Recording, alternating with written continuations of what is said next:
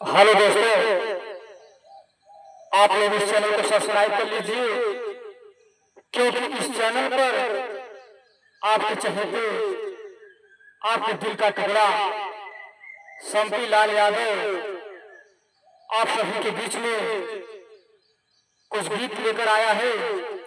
आप लोग हमारे आवाज में गीत सुनना चाहते हैं तो आप लोग इस चैनल को सब्सक्राइब कर लीजिए और हम आप लोग के बीच में अच्छी से अच्छी गीत लेकर आते रहेंगे। आप लोग अपना दुलार प्यार इस छोटे भाई के ऊपर बनाए रखिएगा क्योंकि आप लोग का सपोर्ट हमें बहुत जरूरी है और आप लोगों के सपोर्ट से हमारा चैनल ग्रो कर रहा है। आप लोग इस चैनल को सब्सक्राइब कर लीजिए अच्छी से अच्छी वीडियो देखने के लिए। आप लोग इस वीडियो को लाइक कीजिएगा, चैनल को सब्सक्राइब कीजिएगा, कमेंट कीजिएगा और शेयर कर दीजिएगा। आज हम गीत लेकर आए हैं। इस गीत का एक ही निष्कर्ष निकलता है कि ये बाबू आप हर केहू के कर्जा चुका देगा लेकिन अपने मतारी के कर्जा को होना चुका पाएगा। यही लिए इस गीत के लेकर हम आए बाने आप लोग के बीच में। आप लोग ये गीत के ऊपर प्यार दुलार बनाए रखे हैं, हमार मनोकामना बढ़ी तो फिर हम अगले गीत आप लोग के बीच में जरूर लेके आएंगे। आप लोग सुनिएगा, गौर कीजिएगा इस गीत के ऊपर। एक माई के ऊपर गीत है, आप लोग इस गीत को पूरा सुनिएगा। कि अमृत के धार के हो के तने पियाई गो माई बिना। हरे अमृत के धार के हो के तने पियाई गो माई बिना। हर कैसे करे जवाजू राही भैया गो माई बिना। कैसे करे जवाजू राही भैया गो माई बिना। हर अमृत के धार के हो के तनो पियाई गो माई बिना।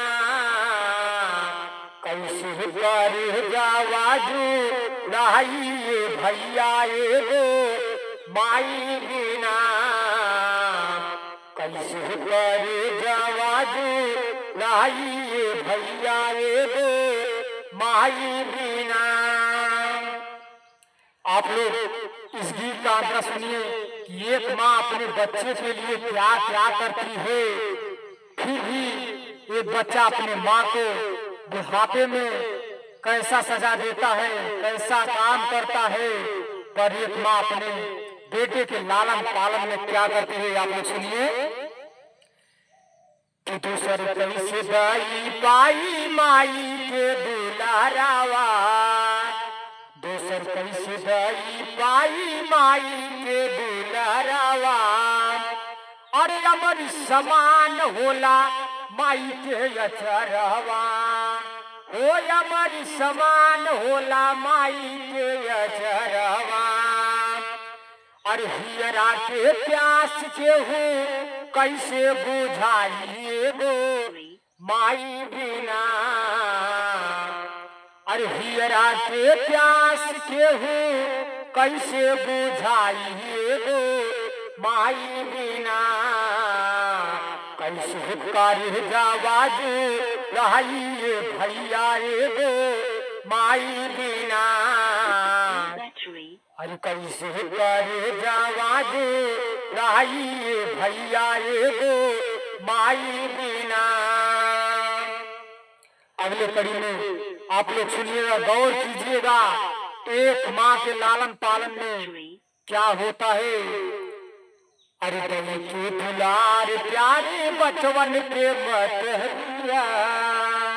कि दही के दुलार प्यारे बचवन के मतरिया। और लाली के ओढ़ावेली ममता के जरिया। ओ लाल के ओढ़ावेली बचवन के मतरिया अरे भूखे सोवली छाती लाल के लगाई गो महीना कि भूखे सोवली छाती लाल के लगाई गो माई बिना अरे कैसे कर जवाजू राई भैया एगो माई बिना कैसे कर जवाजू राई भैया एगो माई बिना